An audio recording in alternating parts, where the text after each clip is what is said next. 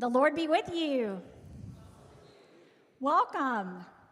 Welcome to Memorial Presbyterian Church on this exciting, historic night. We have partnered with Lifelong Learning from Flagler College, and we are just so excited to welcome you. We have friends worshiping with us online. Many of our members are at Westminster at World Golf, and they're together, about 20 of them, watching tonight. So we welcome you online. And we're going to be here the next two Wednesday nights together as we explore a course called A Life Well Lived. So Dr. Justin Forbes asked me to help him teach a class 4 or 5 years ago. Pastoral care? 4 or 5, maybe 6. Yeah, counseling, pastoral counseling. And while I was teaching that course, right after, it was A Life Well Lived. And I could hear the college students they just could not stop talking about this class and what it meant to them. And they were nervous and stressed like college students do, but they were also very excited and very passionate to talk about what really matters and what doesn't matter. So maybe you can connect with your 20-year-old self a little tonight, to be in college again. This is a mini college course for us called A Life Well Lived. What matters and what doesn't matter. So welcome. We're so glad you're here, and I'm going to turn it over to my dear friend, Dr. Forbes. Thank you, Amy. That's weird to hear you call me Dr. Forbes. You don't have to do that. Well, it's good to see you all. Shelley, thank you for bridging lifelong learning into the room here. If you're from the Lifelong Learning crew, would you throw a hand in the air maybe? A couple folks here. Great. Welcome. Glad you're here. And I even saw some Flagler College students. I was like, wow, you're not expecting extra credit, are you? Let's just pump the brakes on that. So I'm excited to introduce to you my friend and colleague, Dr. Justin Capes over here. If you want to come up and grab the mic. Dr. Capes, or Justin, it's the two Justins, right? So that complicates things. And in class, we say, listen, you can call us Dr. Forbes, Dr. Capes, Justin. If you say Justin, we're all going to turn around and look, and maybe there's more Justins, So he usually goes by Capes or Dr. Capes, and I go by Forbes or Dr. Forbes. And so it's been a real joy. I guess it's been maybe 4 or 5 years now that we've been teaching this course. 4, I think. And, is your mic not on? Is it on? Yeah, I just wasn't. There it is. We don't teach with mics all the time, so this is a little different. But I was going to say, maybe about 6 or 7 years ago, I was up at Yale Divinity School for a lecture series, and sort of in the breaks between things up there, I got to meet some folks there that they run a program called The Good Life, okay? And I was like, well, what the heck does that mean? That sounds really intriguing. What is this, And they began to tell me about how they were teaching this course that had been started about 10 years earlier, and it was the most requested course at Yale across all of their different colleges and schools, and that there was this waiting list for this course, and that the course was an exploration on the things that matter. Okay, so what matters in life, and how do we give ourselves to those things in an appropriate manner?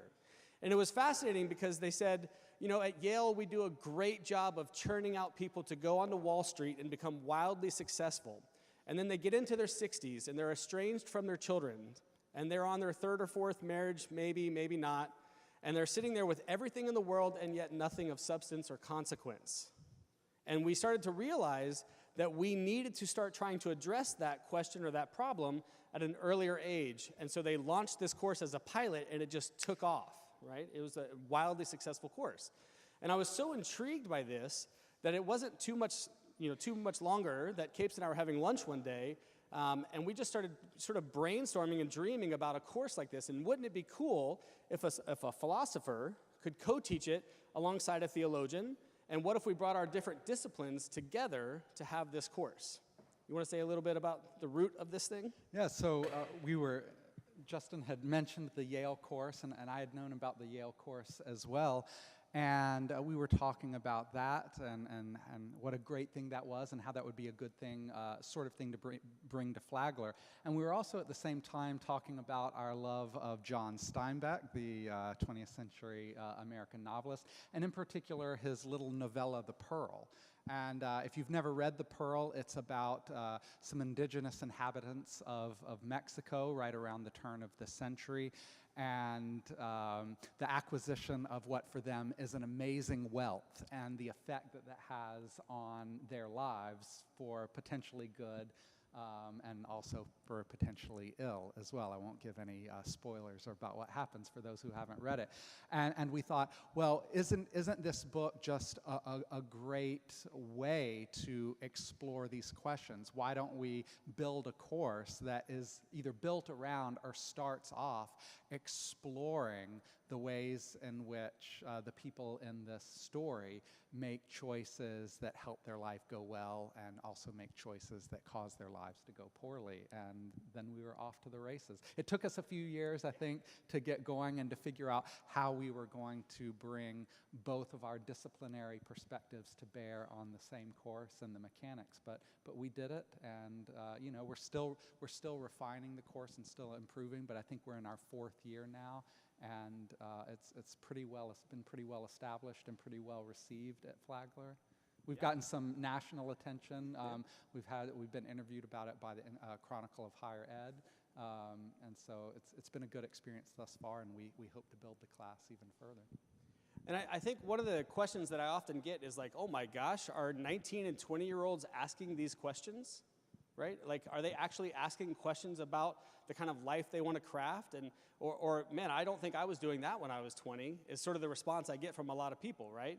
And there's also another sentiment that is expressed, which is, good Lord, I wish I would have been asking those kinds of questions when I was 20 or 21 or 22, before I started making life-shaping, consequential decisions, right?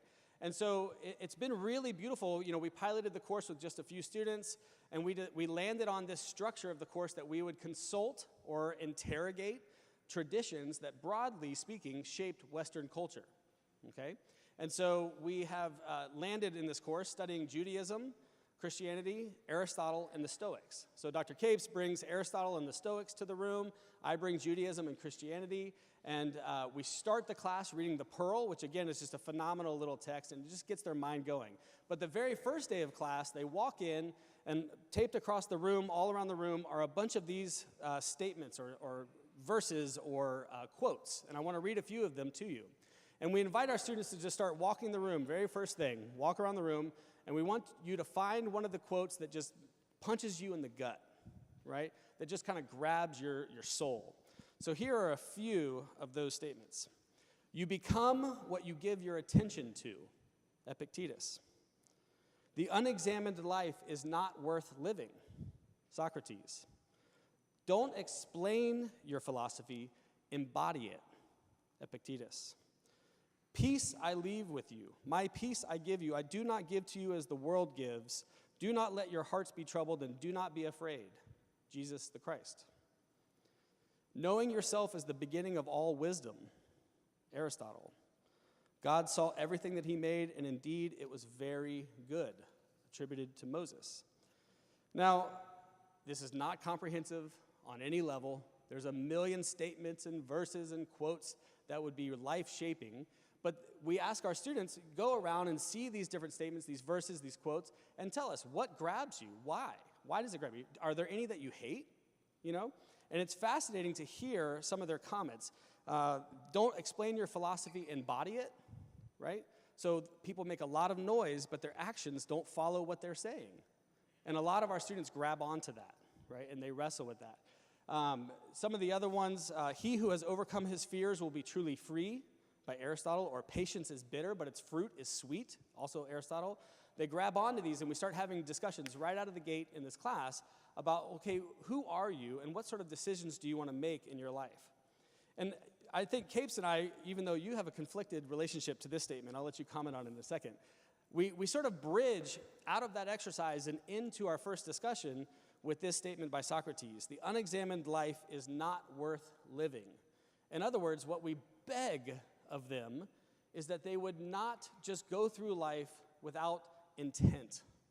I'm not telling you the kind of life to live. I'm not telling you what to believe. I'm not telling you what to think. We're not going to be too pedantic or prescriptive, right? But we want to ask you, what are you doing, and do you have a why behind it? Do you have a why that you can articulate on any meaningful level, right? Something that is worth encountering real cost in your life, right? Tell us why you have a conflicted state or a conflicted feeling about this statement. This is also part of the class too, right? Yes. So I'll teach, and he'll throw up a hand and be like, "Yeah, I'm not buying it," right? Yeah. So I'll like lob something in the middle of the room like, no. And part of that is there's a pedagogical motivation there for us is we want to teach students how to have these important conversations. And often when you're having important conversations, you're going to encounter disagreement, right? And one thing we try to teach students in this class is how to have productive disagreement over these sorts of topics. So even on this first day, I say, well, even though I'm the philosopher in the room, right, or at least the professional philosopher, I disagree with Socrates about this. I think an unexamined life can be worth living, right? There are many good things in life that make life worth living, and examining them isn't necessarily what makes the be-all and end-all of living a worthwhile life. Many kinds of lives are worthwhile, including many kinds of unreflective lives. Now, so I challenge the students, right, with that, and we have a dialogue. Now, I will say, of course, I believe that the examined life is important, right, and can enhance our life, but this is one of the things we're trying to get students to think about, is what sorts of things do make life worth living, what sorts of things are really important, and what sorts of things are unimportant. Okay, before we go any further, can everyone hear us? Well, that's a miracle. Yes, no, not really. Okay, I'm gonna have to eat it a little bit more. Yeah, okay. You gotta eat the mic, Capes. Come on, man, step it up. Okay.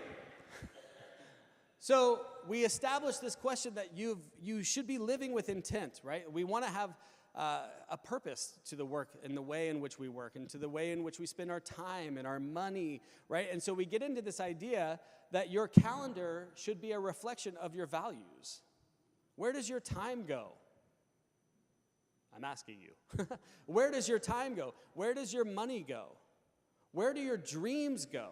Apparently, my greatest affection is youth soccer.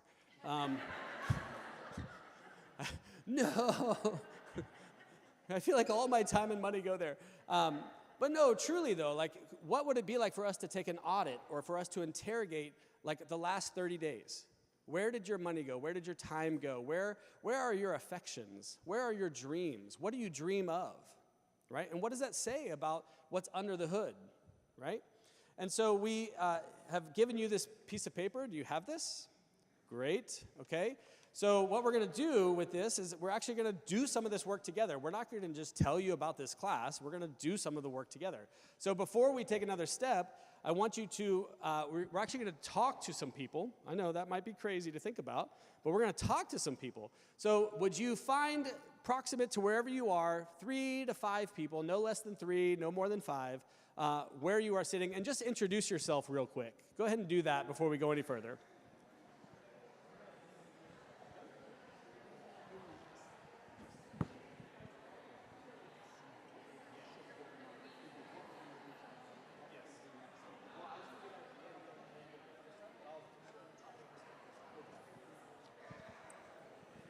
Oh, and Capes, let me get the water.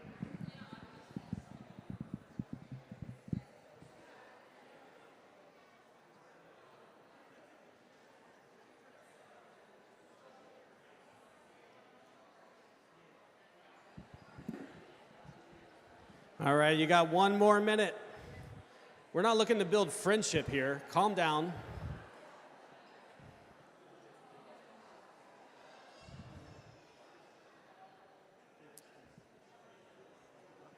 That's good. Cool. Yeah, just keep an eye on the clock. Don't let me do what I do. All right, so you have met some people. You can build friendship later. Actually, in a couple weeks, we're going to talk about friendship.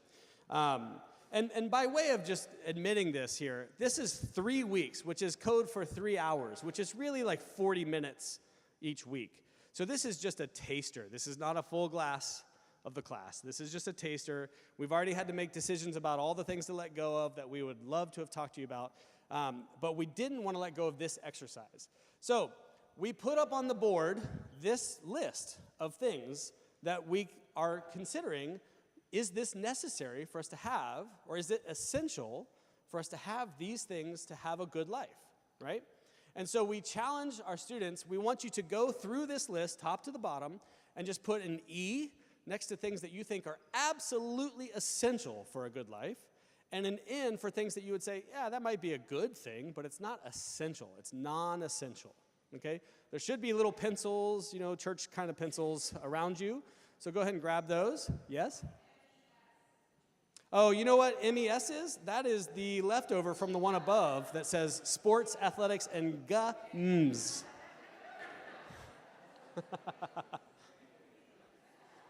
All right, so we ask you now, just take a minute by yourself. I'll come over to you in just a second here. Take a minute by yourself, 2 minutes, and I want you just to work down the list and put an E next to things that you think are absolutely essential for a good life. And I don't mean what you would want to tell a college student. I mean what you think about yourself right now.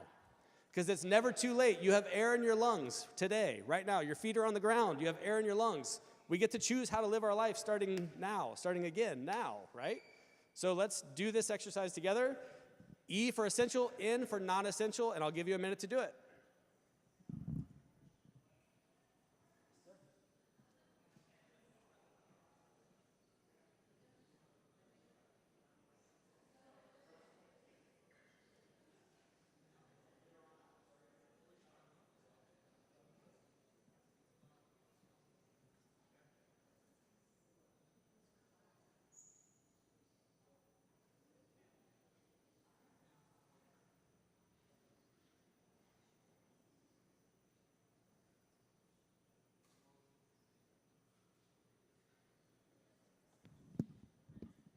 Now, if you're wondering what some of these things mean, go ahead and take the liberty to load it with whatever meaning you want. Did I read your mind? So intellectual pursuits can mean whatever it needs to mean for you.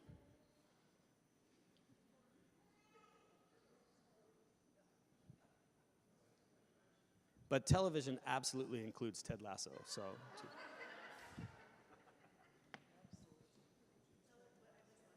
Ted Lasso. All right, we'll take another minute. Just look up when you get done.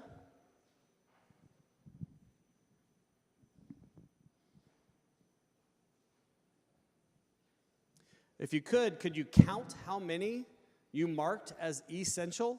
And go ahead and put a line through the ones that you said were non-essential.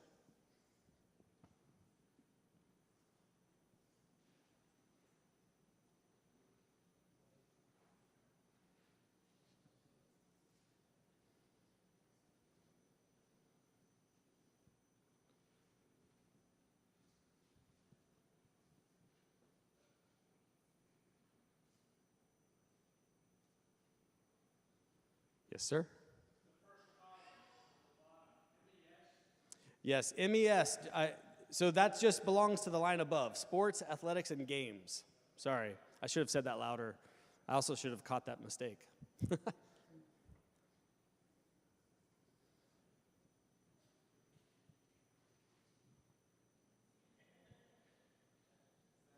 All right, look up when you're done.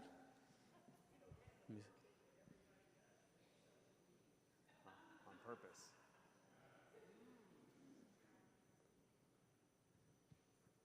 That's funny. She just said that I should add social media to the list, and I reject that.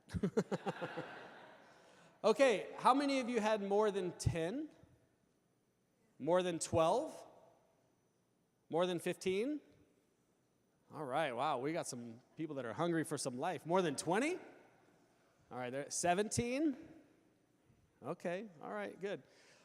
Would anybody be willing to just offer one of them that they said was essential? Friends? Who said that?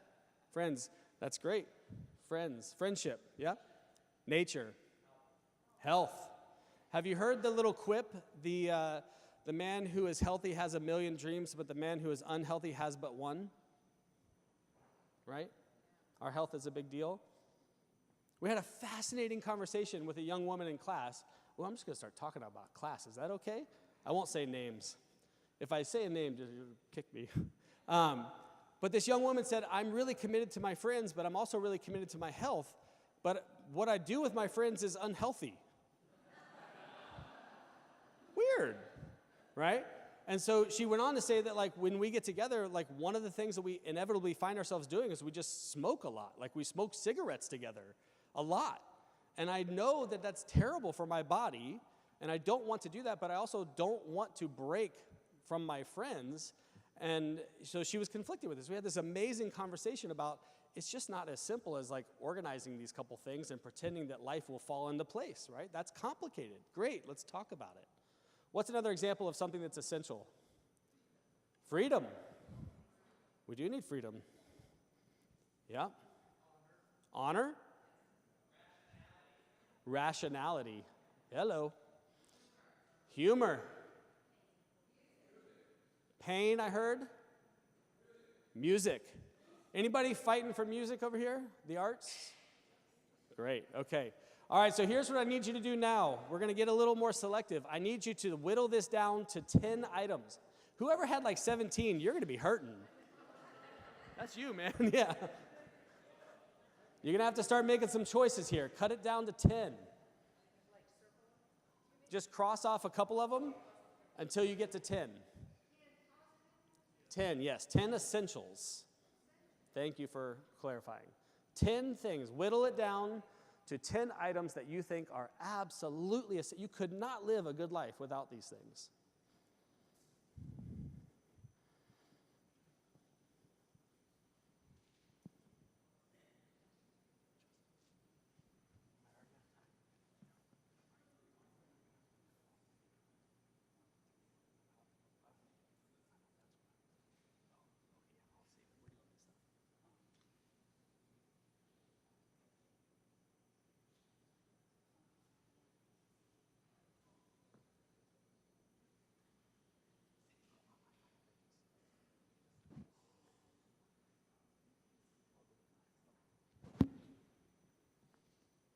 Okay, for those of you who had to cut like half your list, how was that? What's an example of the most painful thing you had to let go of? You let go of health. Woo! You might want to renegotiate. Money, what's that? Money, wealth. Sports and athletics and mms. What else did we cut? Justice. All right, y'all, we're letting go of some stuff that matters. What'd you cut, Micah? What didn't I cut? He had like 27 things on his list. Yeah, so you started to like negotiate with yourself, right? Yeah, that's good. All right, yep. You cut family. You want me to tell somebody? Call them up. Hey, sometimes these are hard decisions, right? Okay, I want to ask you, how do you feel looking at this list of 10? Do you feel like you could still live a full, beautiful, wonderful life with these 10? Yeah? Yeah, of course, yeah, right? So she said, by my own definition, right? And that's what we're after. The idea that you could actually define it for yourself is a huge step in the right direction. Right? I mean, I think part of what we're trying to combat here is this notion of just kind of going through life and letting fate be the one to write the script, to write the narrative, right? There are so many people, and I'm sure that this is some of you, that you adopted a narrative that was given to you for your life. So someone told you along the way, whether that was your family of origin or the people in the community you were a part of or whatever that might be, you were given a narrative for what a good life looks like. And then you get to a point at which you kind of go, I don't know if I'm buying what they were selling anymore. I don't know if that's what I want for myself, right? I would rather push that crisis earlier into life. I'd rather push that as quick and soon as possible, as opposed to living a foreclosed life, a life where there's no longer a reflection and an examination and interrogation of what we're doing and why, right? Okay, let's do one more cut, and then I'm going to hand it over to Capes over here to take us to another level here. So what if we had to cut it down to 5? Oh my gosh, Micah just walked out. Cut it down to 5. It's getting painful. I refuse, someone just said. That's great.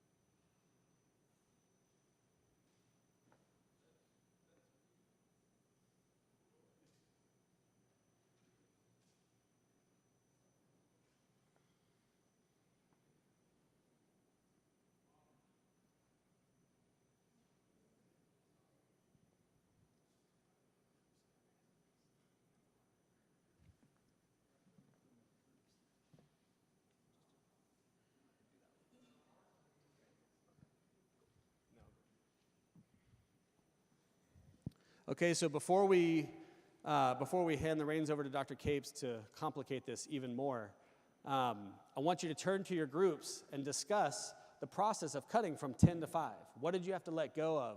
What did you hold on to and why? Okay? Turn to your neighbor. And if you're still working on it, that's okay too, but just move in that direction.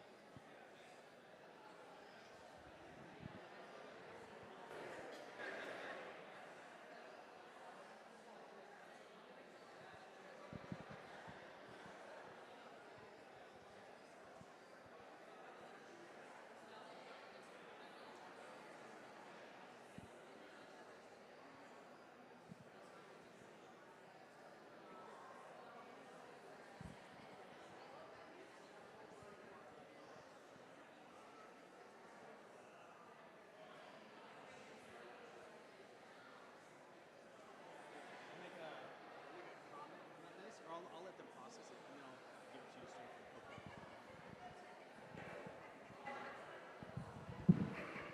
you. All right, take one more minute.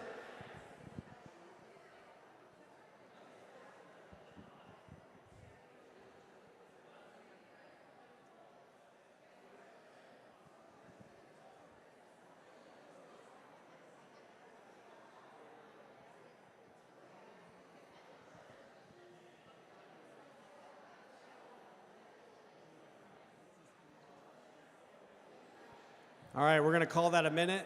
I'm a dad, so I can do that with time. Okay. 5 minutes now. All right, let's come back together. So the reason that we're kind of moving through this like cutting it process, right, is because at some point you only have so much time to give.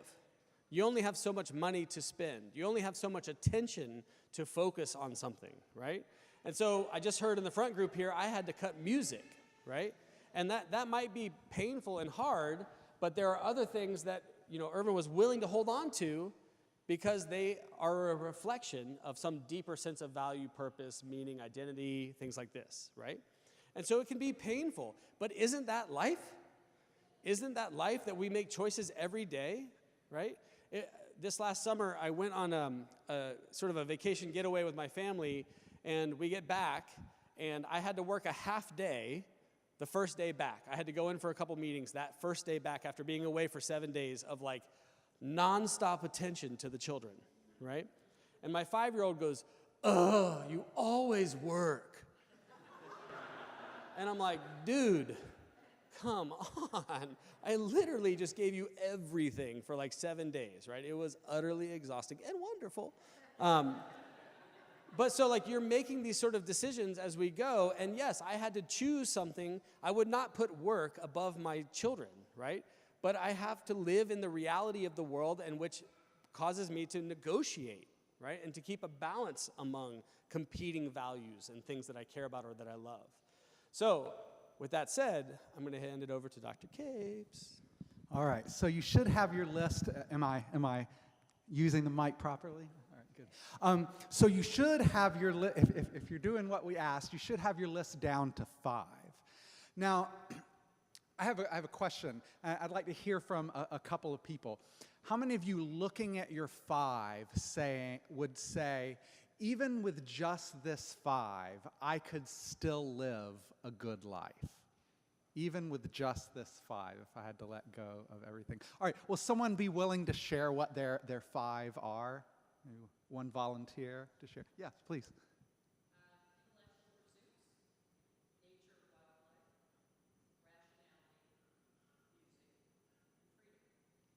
Great, great. So you think with those 5 things, maybe it wouldn't be the ideal life for me, but I could still live a good life. All right, great. Is anyone out there thinking, nope, you've caused me to do too much with only these 5? I had to cut something out that I think would, in a way, maybe ruin is too strong, but I wouldn't consider myself living a good life because you forced me to cut this thing out. Is anyone feeling that way yet? Okay, several of you. Yeah, I'd like to hear from people. What is it that you had to cut out that you think that ruined it for me, right? Or that inhibited my life in such a degree to where I can say, if I didn't have that thing, I'm not living a good life. Pleasure? Okay. Ooh, what made it instead of pleasure above that?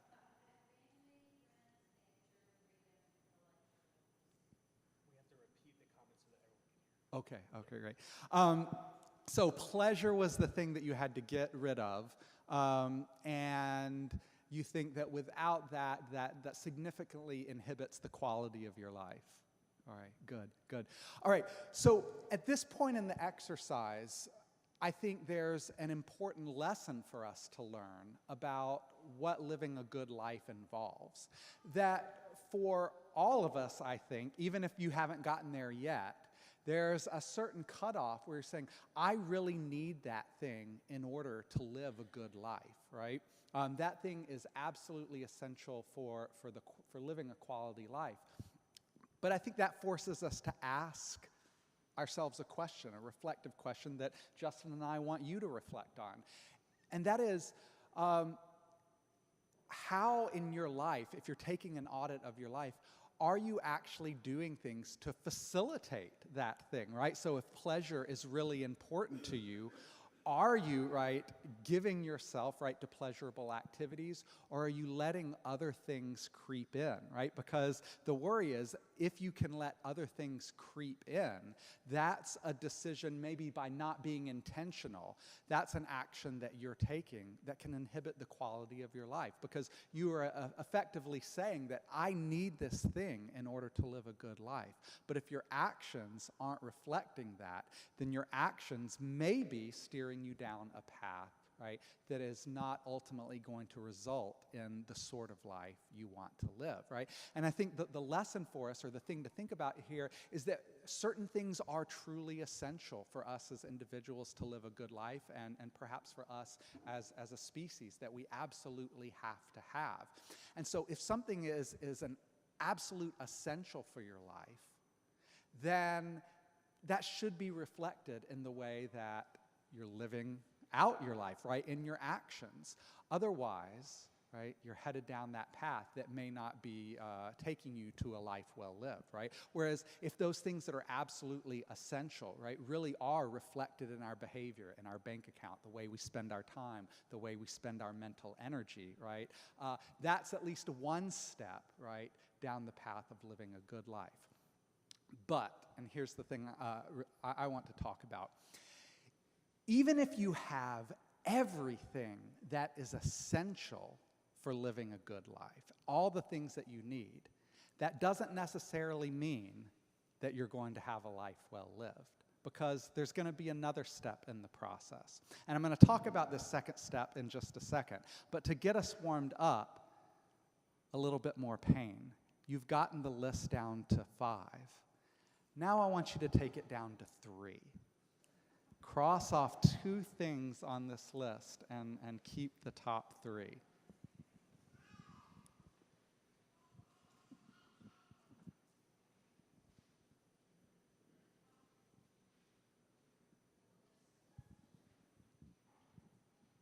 Give you about 1 minute to do that. to make these tough life decisions.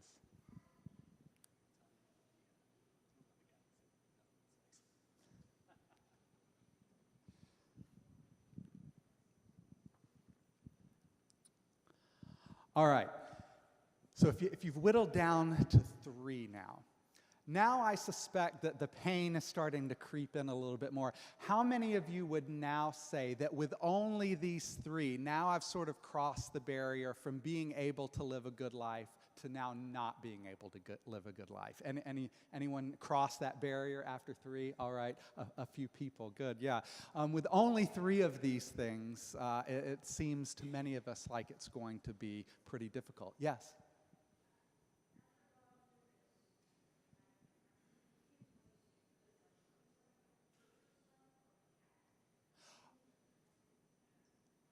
Yes, they might overlap. And if Aristotle, who we're going to talk about in a couple of weeks, is right, virtue is an essential. But I think what Justin and I mean is an overall life that someone could look back, sort of someone, right, taking an objective view and say, that person lived a good life, right? A life that they could be proud of and see as valuable, right? Right, and that they could find fulfilling, right? I take it that having some measure of fulfillment is part of a life well lived. Yeah, so the question was, when we ask about what does it mean to live a good life, what are the criteria? Are we talking about a good moral life? Are we talking about an enjoyable life for the individual? And I think both of those things would be encompassed in that, right? So a good life is the sort of life that, yes, the individual would find fulfilling, but also that someone from a third party could look back on their life and say that that person lived a good life. So I think that's a great question, actually, and I think both elements are important. So fulfillment for the individual living their life, but also other people could look back on their life and say, man, that person lived a good life. Great question. Okay, one more little bit of pain, and then we're through for the night. You know what's coming. Down to 1. What is the one thing that you think, for you at least, is most important to living a good life?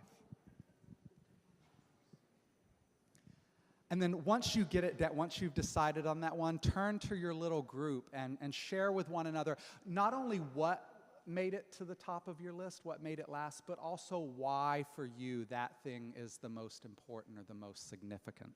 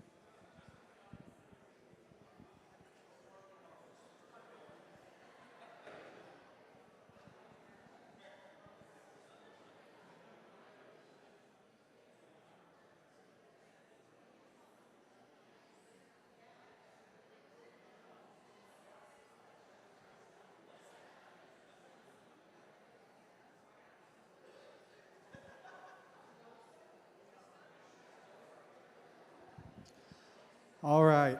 I'm curious to hear what made it to the top of people's list. Anybody willing to volunteer a couple of what made it to the top? What was it? Health. Health made it to the top. All right. Health as well? Okay. Any others? Yes. Family. Family. Yes. Health. So we got a lot of votes for health. Yes. Religion. All right. Our faith.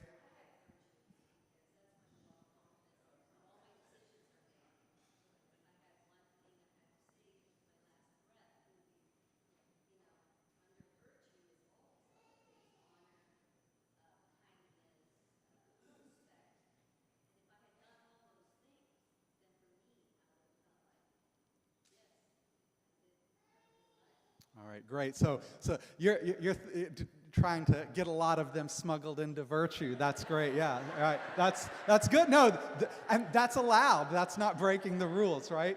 And again, this list is not completely arbitrary, right? But somewhat compiled. All right, great.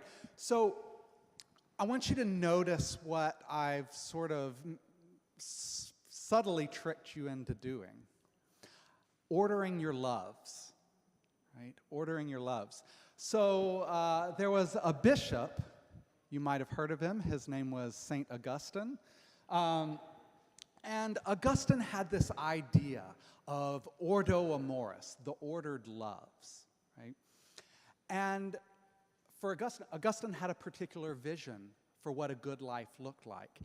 And Augustine's thought was, in order to live a good life, there are certain things you need, certain things that are essential, certain things that you can't live a good life without.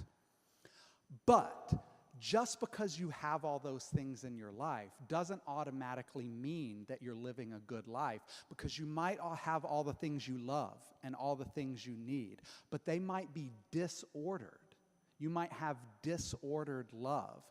And so Augustine's thought was that is a second way in which things can go amiss for us. The wheels can fall off of our life. One way is that we just don't have the things that we need to live a good life. We don't have health. We don't have friendship. We don't have virtue, right? We don't have meaningful work. All these things that you have mentioned as essential. That's one way. But even if you have meaningful work, and even if you have friends, and even if you have faith, you can still not be living a good life because those loves are disordered. Maybe you're putting work before family when family needs to come first. Or maybe you're putting other things before virtue where virtue needs to come first. So an analogy I like to draw is this. If you go to IKEA and you buy a desk, right, and you bring the desk home to your house and you open the box and you lay all the pieces out on the floor, you've got everything you need for a desk, but you don't have a desk yet, right? Because those parts are not ordered in the correct way to give you a desk. And ordering them in any old random way isn't going to give you the desk, even though you've got all the parts that are essential for a desk. And Augustine's thought and his challenge to us was, in the same way, you can have everything you need for a life well lived, but if those things are disordered in your life, then you are still not going to be living life to the fullest. So what you need to do is, yes, you need to have those things that are essential, right, that you think are essential for your vision of a good life, but they also need to be ordered in an appropriate way. So think back on the activity that we've had you do, right? As we've had you whittle these down, we've effectively been asking you, right, what your priorities are, what your first love is, and your second love, at least in terms of the importance. And this creates the ability for us to have a moment of reflection. And this is a moment of reflection that, sort of as an informal homework assignment, Justin and I ask you to do, is to look at the list of things that you said were essential and ask yourself, do I have these things? Am I pursuing them? And if the answer is yes, well, you're on that road, right? You've got that first thing that Augustine says that you need to live a good life. You have the essentials. But if not, that's an opportunity, right, to act, an opportunity to take an audit of your life and say, this thing is really important to me. Maybe my friendships are really important to me. but maybe I haven't been devoting much time or attention or energy to my friendships, right? And so this audit can create a challenge for you to take action to pursue those things. But a different way in which the activity can provide a challenge is look at the things that you left that made it into your top 3 and into your top 1. And then there's another way to take an audit of your life, and you can ask yourself, if these things are really my priorities, is my life have them such that they're ordered in the correct way? So if I say that virtue or family is really the most important thing to me, is that reflected in my behavior? And if it's not, right, if most of your time and your money and your emotional and mental energy are going to other things, that might be a clue that you have these disordered loves, right? And if it is, right, then that's another call to action on your part to say, okay, I've got the necessary ingredients for living a good life, but maybe I need to reorder them, right? Maybe I need to be, if friends are really number 2 or number 3, right, up there, the important thing, maybe I need to be devoting more of my time to my friendships and less to my hobbies, right? And that doesn't mean that your hobbies aren't important. That doesn't mean they don't matter, that they're inessential, but if they are less important to you when you have this time to reflect on it, and yet you're devoting more time to them and less to your friendships, which you say are more important, then that creates a challenge for you, an opportunity for you to take action. And so I think Augustine's challenge to us, as we are all thinking about how to craft the sort of life that we want to live, how to craft the sort of life that others can look on and say, that was a good life, and that we can reflect back on and say was a fulfilling, valuable life to live. Augustine's challenge to us is to say, ask yourself 2 questions.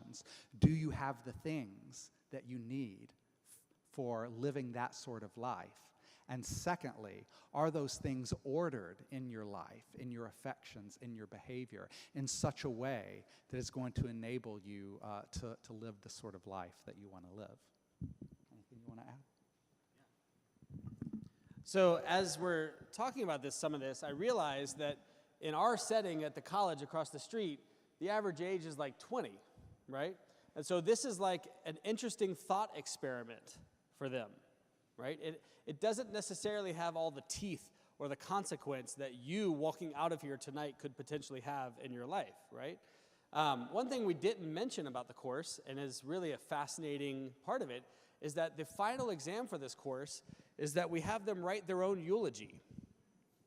They write a eulogy for themselves, and they get up in front of class, and they present their own eulogy. Now, Capes and I, we're trying to be decent teachers, and so we don't ask them to do something that we're not willing to do ourselves, right? So in preparing them for this exercise, we read our own eulogies that we've written. And the idea is that you've lived a long life, you die at an old age, and that you are going to function as if you were your own best friend, giving a eulogy at your funeral, right? And it's fascinating to watch them struggle with this. But for us, and I make this joke in the classroom, I'm like, Capes and I, we're a little closer to that eulogy, right? And in this room, we're a little closer to that eulogy, right? And so I'm aware of 2 dynamics. Number 1, I hope that you will sort of receive this challenge, and I would like to invite us, we're going to take a minute to reflect on this in a second, to reflect on this challenge. Do we have the essential components that we deem essential? And then 2, are they ordered properly? Have we ordered our loves, right? I love my wife, and I use that same word to say that I love tacos. That doesn't really work, right? So one of those things I love a lot more than the other, right? It's my wife. And so we've got to get clear about the way in which we are ordering our loves. So my question for you is, when you look at these things, when you look at your 1 and your 3, is there a pang of regret? Is there a feeling of loss or sadness? Is there a like, oh, crap, I missed the boat, right? And what I want to say to that, because I am a professor, I teach at Flagler, but I'm also a pastor. I want to say to you, take a deep breath. You have air in your lungs. And that's a gift. Like, your feet are on the ground, and that's a gift. You can make decisions out of this. You can make decisions tonight to say, you know what, I have neglected these people in my family that I love, or these friendships that I've sort of let go as if they were always going to be there. They're not always going to be there, right? And so when you're looking at the pieces of your life that you deem essential, and you look at this notion of ordering them, when you become aware of like a little tension, a spot of tension in that exercise, I would encourage you to act on it.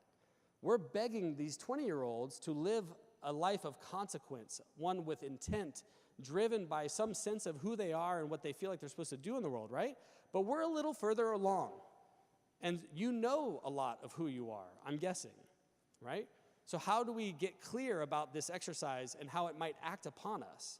So I want to give you just a minute here real quick. Just look down at your 1 and your 3 and even your 5 and just ask yourself, is there something that I should do based on this? This isn't just a theoretical exercise. It should shape behavior.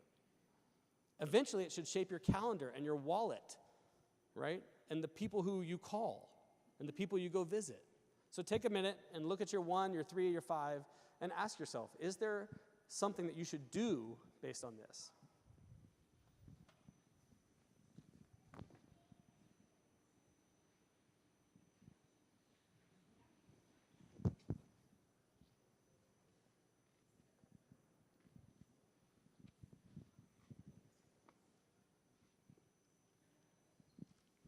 All right, I'll let you wrestle with that more later. Turn to your neighbor and share your biggest regret. I'm just kidding. I told them that the pain was over. Yeah, he said the pain was over. Psych! No. So this is the challenge, right? Like the gift of having air in our lungs is that we get to shape our behavior and move forward, right? We get to make decisions. This is the beauty. This is the freedom that we enjoy right here, right now, right? So do something with it. As we leave this night, I want to give you a preview of the next 2 weeks, okay? Next week, we're going to look into Judaism, and we're going to look at this particular practice of Sabbath and the way in which this call or this invitation or even properly understood command is given to us or given to that tradition, right? Now, I want to remind you, in this class, we're examining Judaism, Christianity, Aristotle, and the Stoics, and we have this curiosity, right? We listen to the prophet Ted Lasso, and we stay curious, and we go into these traditions asking ourselves, what might we glean from them? I'm not asking you to become Jewish or to become a Christian or to start drinking all of the Aristotelian Kool-Aid, okay? But these traditions have shaped our cultures. This is the water we swim in and the air we breathe, whether we're aware of it or not, right?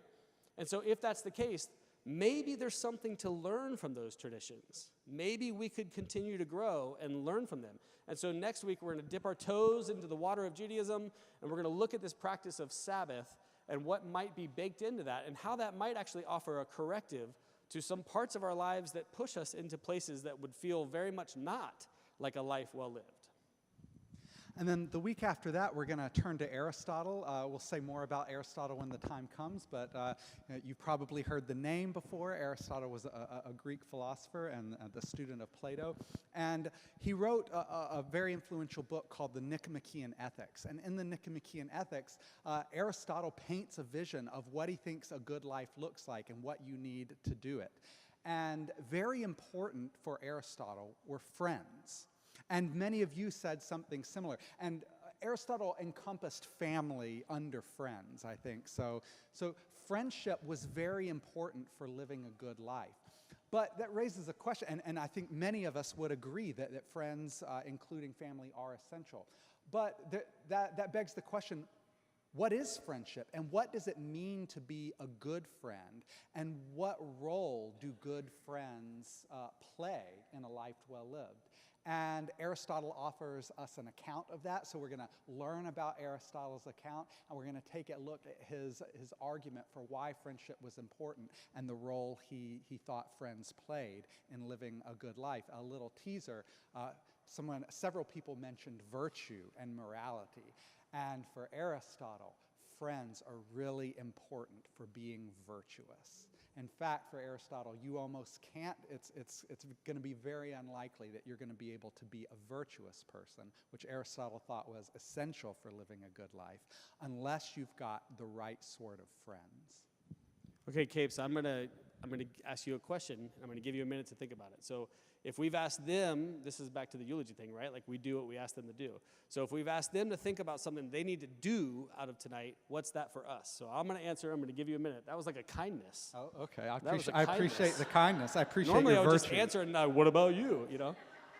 So for me, as we were doing that exercise, I thought to myself about friends. I was thinking about friends as that would be clearly in the top 3 for me, community and friends. And I thought of my good friend Dustin that I haven't seen in almost a year, and we've talked once or twice, but we met in 2nd grade. You can't go make new old friends, right? Dustin is one of my absolute closest friends. I love Dustin. We couldn't be more different in some ways, but I am going to shoot him a text and be like, hey, we need to catch up. That was the time you had. What's your answer? Good. Yes, I think something similar, in line with the ordered loves idea is I think personally I can tend to a little workaholism, right? And I think actually if I were drawing up my list, having meaningful work would be pretty high on the list, but it wouldn't be the highest, right? So finding practical ways to say no to work, right? And I think this is, further preview, Aristotle was really big on how do you become virtuous? Well, you practice intentionally, right? So I think maybe for me, trying to identify maybe some points in my week in which I can practice, right, the virtue of ordered loves and maybe put something else that's higher up on my list before work in a sort of practical way this week. Excellent. Okay, night 1, check. We did it. So your homework, what is essential? What do you deem essential? Have you ordered your loves properly? And what are you going to do about it?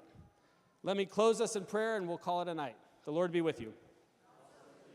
Lord, we are grateful that we have air in our lungs, our feet are on the ground, and we have the freedom and the choice to go and shape our behavior in a way that would lead us to this life that you're offering us, one of abundance, one that is full. We ask that you would help us grow, no matter how old or young we are, that we would continue to grow and give ourselves to this good and meaningful work. Amen.